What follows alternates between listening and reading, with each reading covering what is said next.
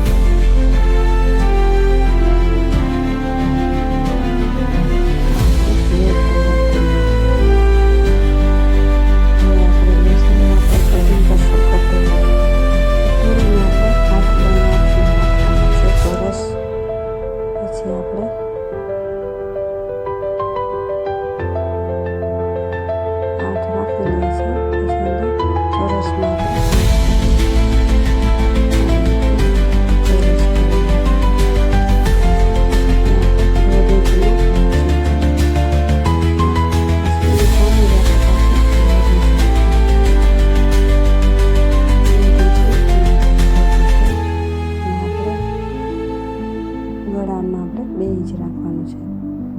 Margin 2/2. પછી એને ગોળ શેપ આપી દેવાનો.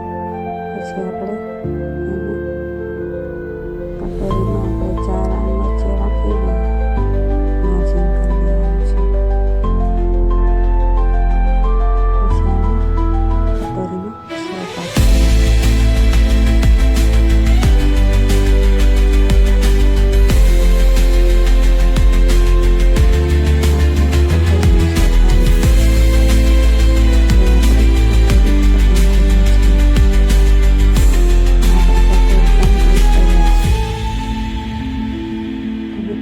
જોઈ શકો છો.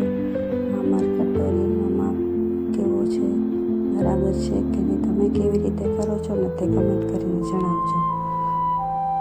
અમારી કટોરી કટિંગ થઈ ગઈ છે. જો મિત્રો,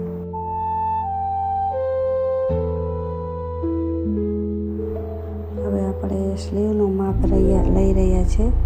તો આપણે સ્લીવની લેન્થ અને સ્લીવની પહોળાઈ એનું આપણે ચોરસ કરવાનું.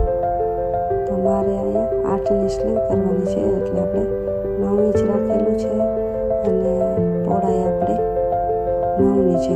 9/9નું ચોરસ છે. તેમાંથી આપણે 5.5